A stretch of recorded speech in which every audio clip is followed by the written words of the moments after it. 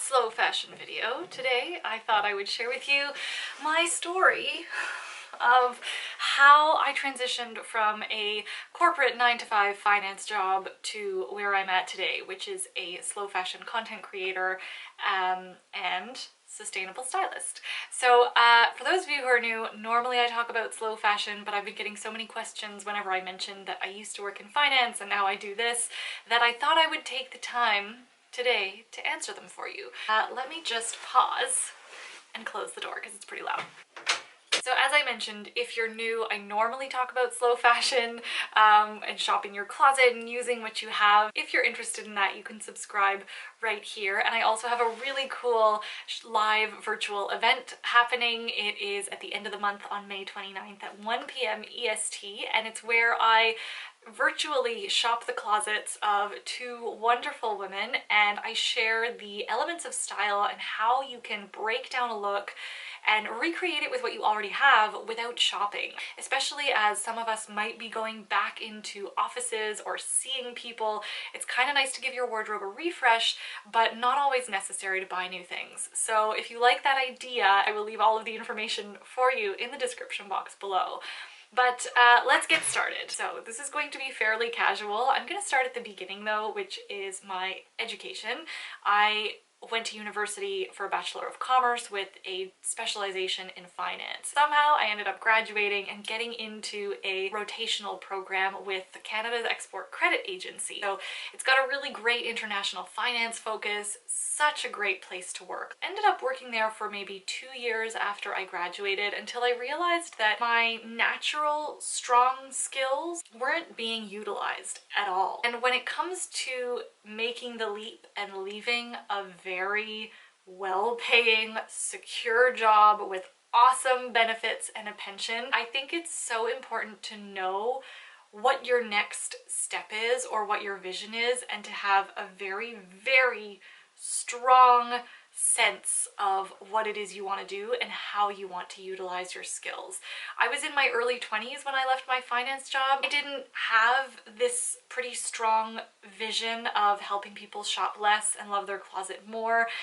I didn't know this is where I would end up, and this was not part of a plan of any kind. What made the tipping point for me was really knowing that my inherent and natural strong skills weren't being used. The other thing that really allowed me to leave my job was that my husband had a very safe and secure job. He owned his own hardware store that had been in the family, so there was a sense of financial security. The third piece that allowed me to make that decision was that I might not have known exactly where I was going, but I did have a job on the other side of it. I had also been working part-time at a luxury retail boutique where I was learning about retail and fashion, because I had never worked retail before, and I thought maybe I wanted to open my own store, my own boutique. And when the owners of that boutique were opening up a second one and asked me to manage it, I really wanted to weigh whether the learnings that I would gain from that experience outweighed some of the benefits that I was receiving from my current job working in finance. Luckily, it turns out that what I learned from working in that boutique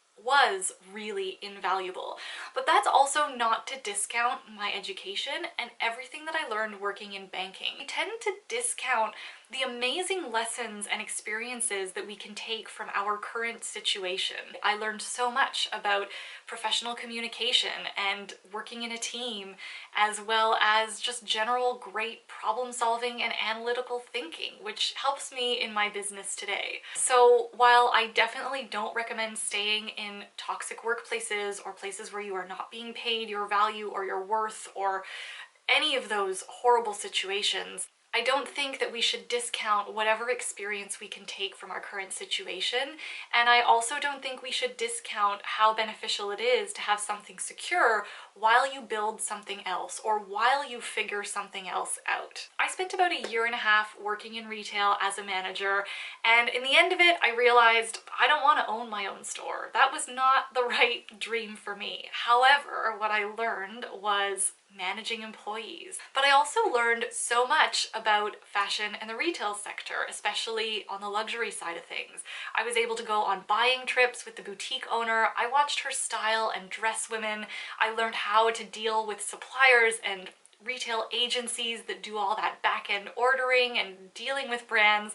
So it was a really interesting experience. But it was also around that time that I started to become interested in wardrobe styling and fashion styling. I knew that I wanted to do fashion styling and I wasn't going to be bringing any money in. So here is where I did a lot of free and very unglamorous work. I think like most stories like mine where you go through this transition, it's very messy and it's not linear at all. So this was a big period of like figuring things out.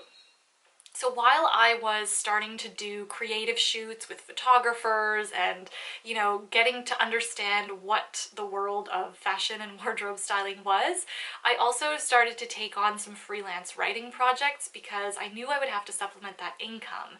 Particularly because I don't live in a city where fashion is like a thing, or at least at the time. But because of all that free, grueling work that I did, it placed me in a really, really good position when creative fashion things started happening in Ottawa. So those experiences and the connections that I made were what really set me up for that next stage of actually getting paid for wardrobe styling, which started to pick up in my city. Big National Government of Canada campaigns that I got to work on.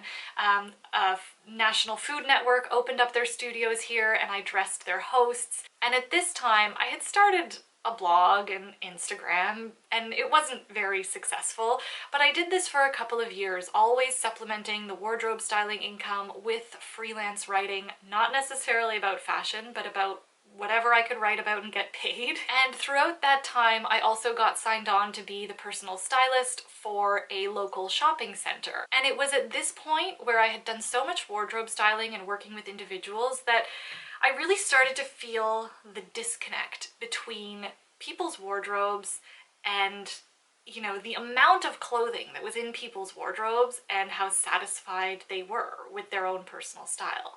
There's a huge disconnect. I don't think I could articulate it at the time, but I started to really feel disconnected from my values and what I was doing. So in a very ironic twist of life, I think this is how these things happen, my very first employer asked me to come and do a talk on how to shop your closet for their eco-friendly green week. And in researching that, I realized that a lot of the practices that I employed in my own closet were very much in line with slow fashion and sustainability. In the background, my husband and I had moved from a house to a very small condo. My income had decreased, so I continued doing styling and the writing while researching more about slow fashion and sustainability. And it was after I did this presentation where like I had this major epiphany. No joke, like the light bulb went off, angels started singing, whatever. It was a true aha moment. And that's when I shifted my narrative over to using what you have, shopping your closet, and the whole slow fashion thing. I was still blogging, I was still creating content, but as soon as I niched down and I really had this like laser focused vision of what the message was that I wanted to share to people, that's when things really started to turn on in terms of content creation, not necessarily wardrobe styling and stuff. I still had to keep those contracts. I think there's a lot of, you know, talk and noise around being your own boss and like quitting your soul-sucking job to do whatever it is, to follow your passion and your dream. I personally don't think that there is anything wrong with having a solid, stable corporate job, as long as, of course, you know, it's not toxic and it's not, you know, sucking the energy from your soul. Anyway, sorry for that little aside, but I think it has to be said, like, the work that I do now, I wouldn't trade it for the world. But at the same time, what I do is still work. I still need to take breaks. I think perspective is just so important here.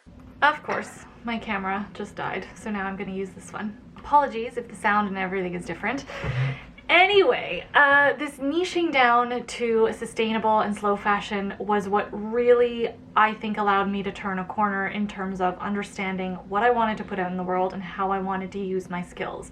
However, it took about 2 years of just being in this space, learning, reading, doing blog posts and Instagram, but I also started pitching sustainable style and slow fashion to TV networks and to national morning shows, and I never heard back. This was clearly not a topic that the media was interested in, especially at the time. This was like, I don't know, maybe 5 years ago. So it was this that spurred me to start a YouTube channel. The other reason why I started the channel was to change the narrative around using what you already have and shopping your closet and making it something that can be fun and enjoyable and creative. I had one goal, and that was to get people to shop less and love their closet more. When I started the channel from zero, my Instagram following was maybe like 5,000 or something, which is still a really commendable number, and numbers don't matter, but to give you a picture of where I started in terms of online community, hopefully that helps. I knew that I could never lean on sponsored content as a way to be sustainably profitable. So I had my good wardrobe and writing gigs going on the side. I really didn't think that the channel would evolve to what it did. It took me 3 years of content creation to finally let go of my wardrobe styling clients and all but one freelance writing client. And it's only this year that I'm able to say that I'm actually making more than I was. So that's a solid 10 years of figuring out how to make a comparable salary from when I left my finance job. So the reason why I was able to let go of those freelance wardrobe and writing clients was because I had finally figured out a way to make money and not have to rely on sponsorships. But I do every now and then take on sponsored content because there are brands that I love to support, and it is a good source of income. I just don't want it to be the main piece. So I finally figured out that I could make money by offering services like personal styling and these workshops that I do, and I do hope to come up with other offerings. And to be completely honest,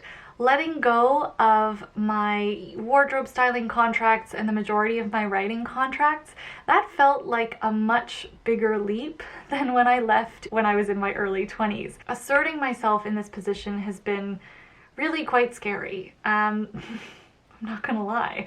I have, I think, the most wonderful community. If you're still watching this, I feel like this is gonna be long. And I'm not saying that I've made it or that I even think I'm successful. I still think I have a very long way to go. I see success every time someone comments on a video saying that they decided to look inside their closet and create an outfit with what they already have versus going shopping. Or every time someone tells me they see their closet in a whole new light and that they've been able to slow down and reduce their consumption and still feel really great about themselves.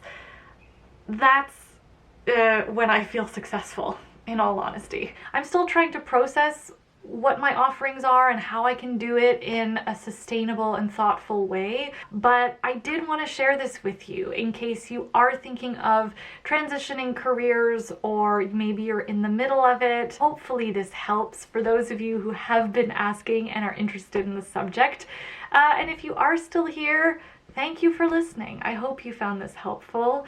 And I will see you in another slow fashion video, which it will be slow fashion. Don't worry, I'm not going to delve into these topics too much unless you ask me for it. So thank you so much for listening and watching, and have a wonderful rest of your day. Ciao!